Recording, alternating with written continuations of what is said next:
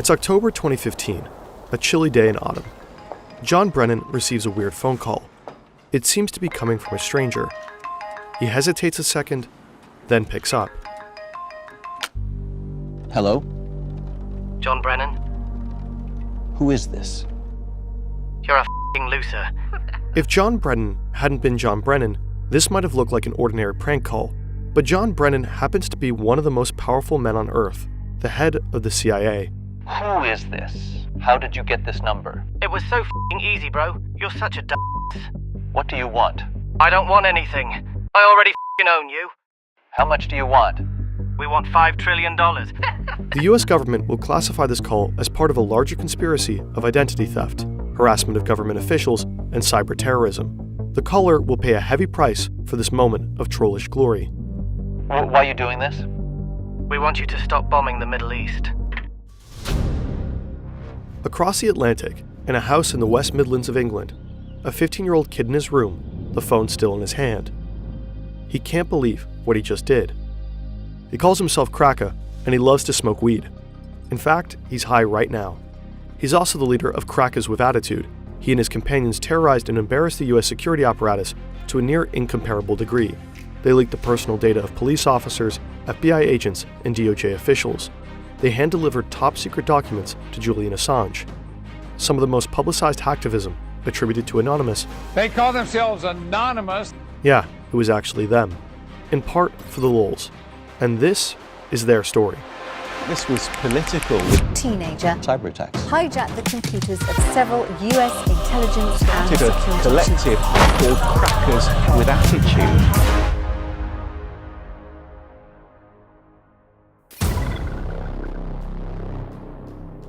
2008 in Virginia, a different kid who only calls himself Default. He's a pretty typical American teenager. He loves soccer, video games, and his dog. He often clashes with his father, who works in the government. At some point, Default starts cheating in his video games.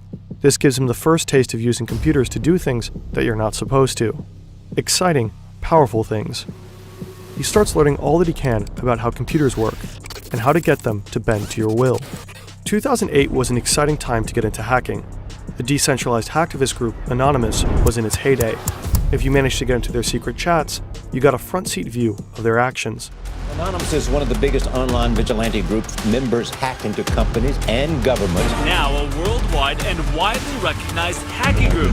Hackers with the group Anonymous. Citizens of the world, we have seen the erosion of due process. A cyber war. Anonymous. Anonymous has struck again. Young Default is fascinated.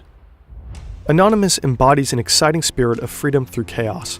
They showed how you could force the whole world to pay attention without you having to leave your bedroom. Some Anonymous actions are political, some are just trolling, and Default, after tasting this very new kind of power, is keen to learn everything he can about hacking.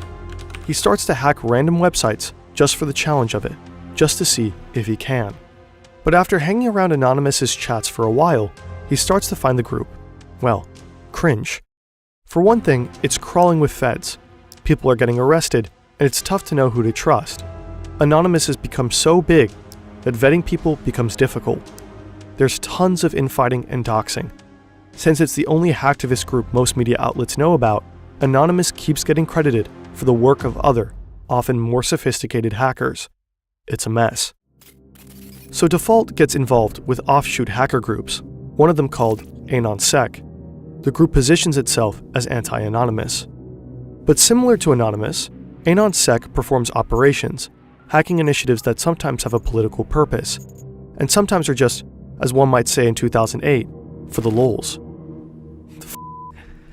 I hated recording that. AnonSec is quite advanced, and Default gets better and better at the game. The group controls a botnet. A botnet is essentially a large pack of infected computers under someone's control.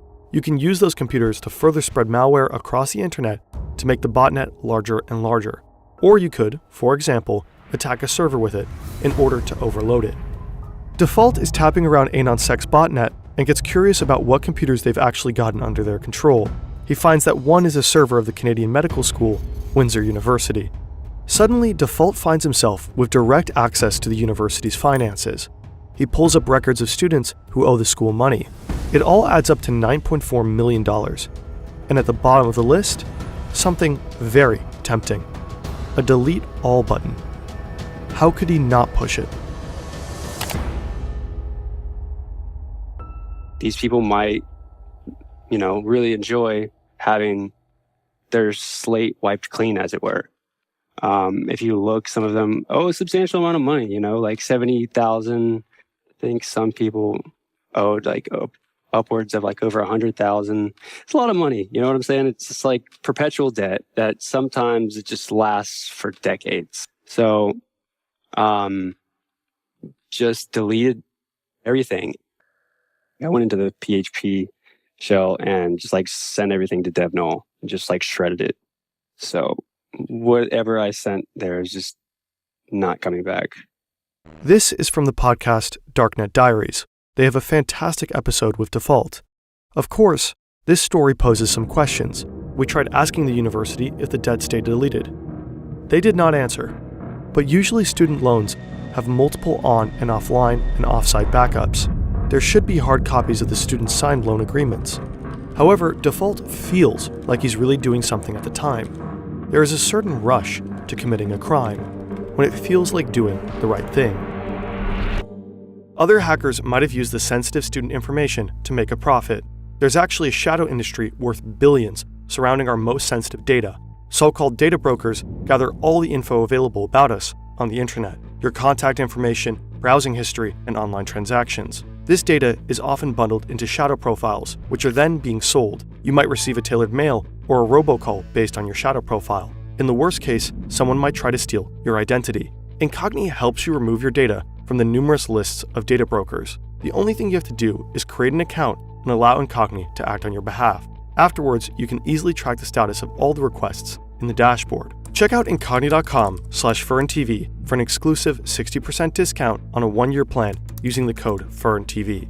Additionally, benefit from a 30-day money-back guarantee. Despite Incogni's efforts, some of your data might still linger online. Always remain cautious when sharing personal information anywhere.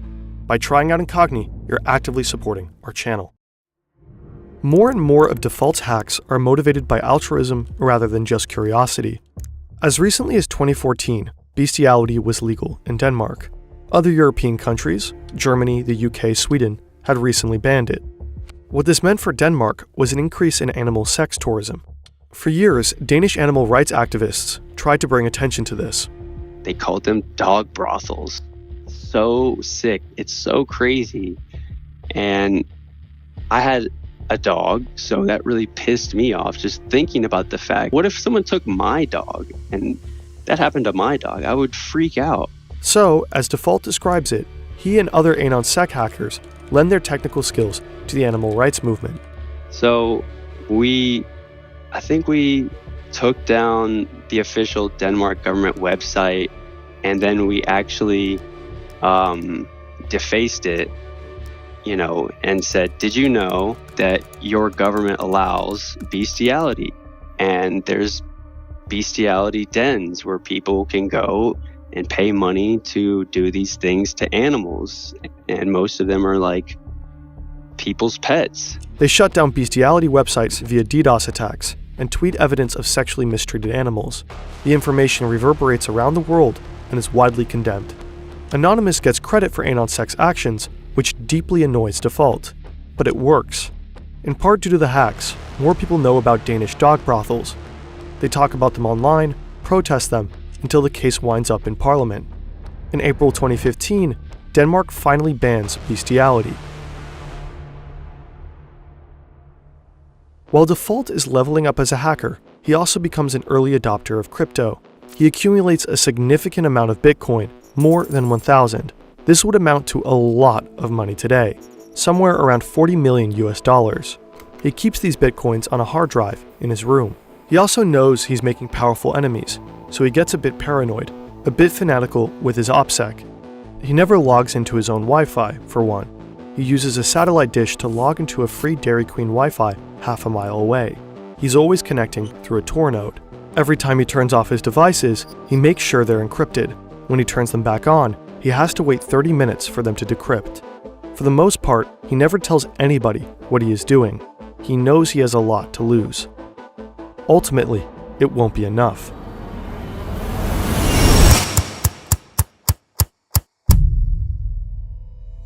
Back in May 2013, a 29-year-old US intelligence contractor also has a lot to lose. He has his own home in Honolulu, a loving girlfriend, and a salary of over $200,000 per year. But he's discovered a huge secret, and it's too big to keep. The US government has the ability to spy on pretty much any man, woman, child on Earth who has come into contact with a computer. And this contractor, unwittingly, has helped make that technology possible. He's haunted by this information and horrified that his government is violating its public civil rights so egregiously. He knows that revealing this information to anyone, a lawyer, a judge, or even Congress, would be committing felonies so severe that he would spend a lifetime in prison. He's worried he'll never see his family again, and he doesn't know what consequences they'll encounter if he blows the whistle. But he has to do it. He's been quietly collecting evidence of this secret for a while, and he's just downloaded the last documents. He tells his employer, the US government, that he needs a couple of weeks off to manage his epilepsy. This buys him a bit of time to leave the country without arousing suspicion. He chooses Hong Kong because he views it as a bastion of free speech. He believes it's one of the few places in the world that could and would protect him from the wrath of the US government. There he meets journalists Laura Poitras and Glenn Greenwald and delivers evidence of what used to be waved off as a conspiracy theory. And so Edward Snowden becomes one of the most important whistleblowers of our modern time. Snowden's revelations scandalize the world and spark a long overdue debate about individual privacy versus national security. He inspires many young Americans like Default to take a good hard look at how their government functions. Default doesn't want to sit around and let surveillance happen to him.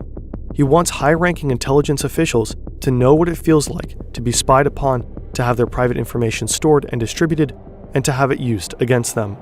This is when he teams up with the Crackers with Attitude, founded by Cracker, the kid who's always high.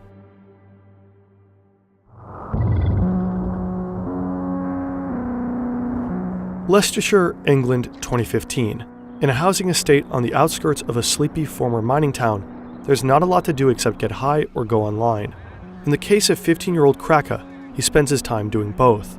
He's angry about corruption, about surveillance, but in particular about the US's involvement in the Middle East. He becomes especially focused on Palestine and sees the US as directly responsible for death and suffering in Gaza. He decides to do something about it. This was political. We heard he was really angry about US foreign policy. So he started a collective called Crackers with Attitude, and then he hacked into sensitive documents online. One of his first victims is James Clapper, then the National Director of Intelligence of the Obama administration. Clapper, one of the highest-ranking members of the intelligence community, had his phone number and address waiting to be found with just one Google search. This provides Cracker with enough information to hack into his email. He posts proof of it on Twitter, which catches Default's attention. Cracker then gets the phone calls to Clapper's house phone rerouted to the Free Palestine movement. Default tweets his respect to Cracker, and the two start chatting. Edward Snowden himself has given James Clapper a very special shout-out in an interview with the German broadcaster ARD. Unfortunately, that interview was blocked from US and German television networks. Apparently, the video is immediately taken down every time it's posted on YouTube, so we'll only show the quotes visually. I would say sort of the breaking point is seeing the Director of National Intelligence, James Clapper, directly lie under oath to Congress. What we do not do is spy unlawfully on Americans, or for that matter, spy indiscriminately on the citizens of any country. We only spy for valid foreign intelligence purposes as authorized by law, with multiple layers of oversight to ensure we don't abuse our authorities. Cracker and Default are livid. Cracker and other hackers loosely connected with CWA team up to target more high-ranking members of the intelligence community. They want to embarrass them and to show them that they aren't as powerful as they think they are. At the top of their list is John Brennan, head of the CIA.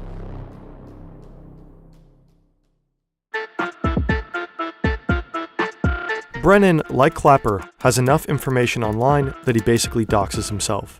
Cracker looks up his publicly posted phone number and finds out it's a Verizon number. He calls up Verizon's internal tech support and pretends to be an on-site technician who's having trouble helping a customer on site. Tech support asks Cracker for his employee code, and he just makes one up on the spot. It works. The support technician provides Cracker with access, and suddenly he has the account number, the PIN, and John Brennan's private email address. If you have just enough information on someone, pieced together from different sources, say their address, and last 4 digits of their social security number, you can easily change the passwords on all kinds of accounts and take it over. And that's exactly what Kraken does with Brennan's AOL account. Once he's in the email account, Kraken gets Brennan's private cell number and shares it with Default. And so they start spam calling the director of the CIA, relentlessly calling him and his family. I told him he was a piece of shit. Basically, like, y'all are awful people. Like, really. Like, you're not doing any net positive things for the world. You're just not. John Brennan is freaked out. Sure, the calls are little more than a prank, but how could he know that? At the time, nobody knew who was behind the calls, or what their intentions were. Brennan has to lay low for a while in hiding, with extra security details for himself and his family. At the same time, Kraken's breach into Brennan's email gives him access to sensitive documents.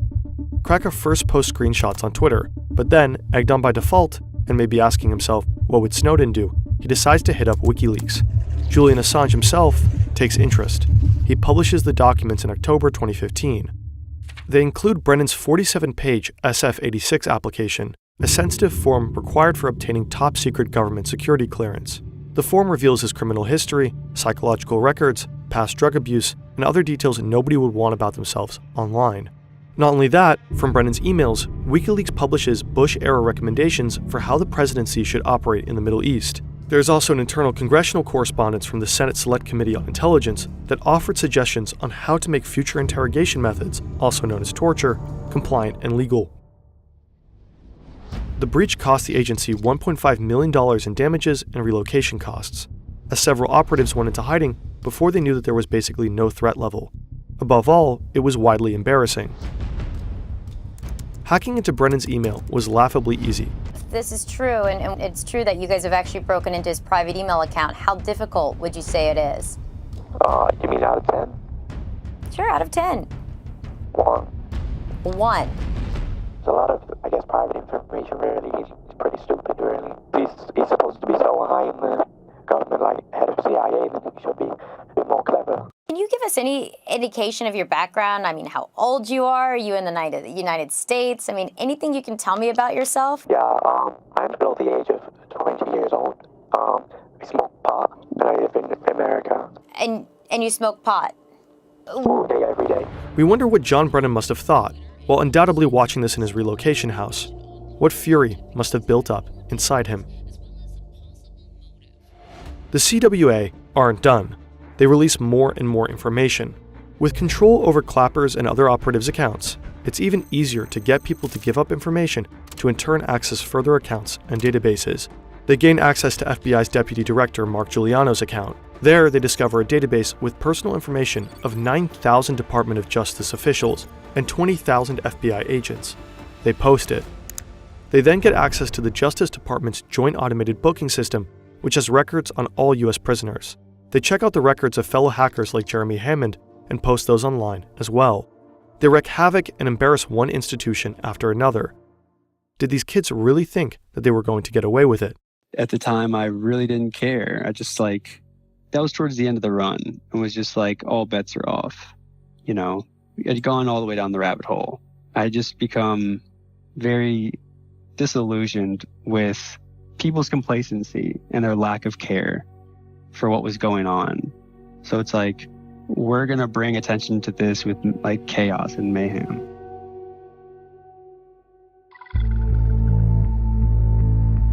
Kraken knows his actions have poked a very big bear. He knows there will be consequences. He just doesn't know what they'll exactly be.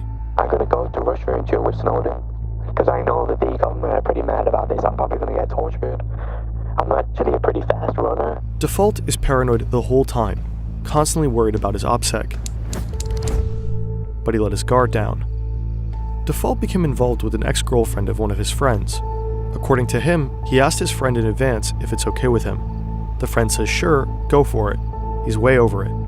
But he isn't. Default and his friend are hanging out one night, drinking and chatting over Xbox Live.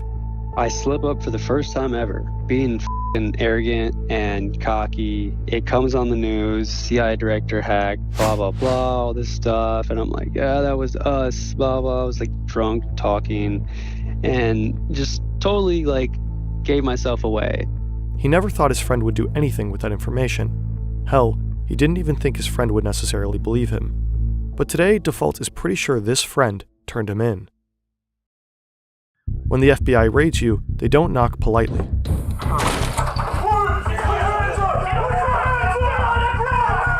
FBI agents enter Default's room just as his computer finishes decrypting. They are pointing assault rifles in his face. They drag him out of his room, flash copy his hard drive before it re-encrypts, and seize all of his equipment. Default knows he's finished, but the worst part, watching the agents carry off his hard drive. The hard drive with nearly 1,000 Bitcoin. He blacks out. Kraka, too, gets raided by the British police forces, and his computers are confiscated.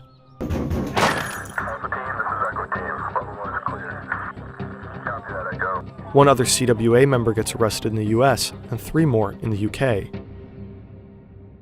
Since Kraka was underage and in the United Kingdom, he got a lenient sentence. He spent 2 years in a juvenile detention center.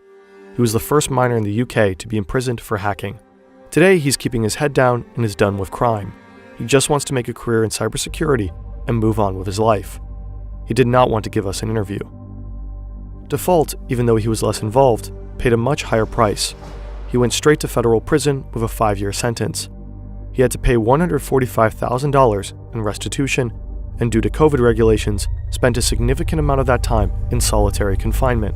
While pleading in court, he said, "I thought what I was doing was right in terms of political justice, but 2 years later, I realized I was completely wrong."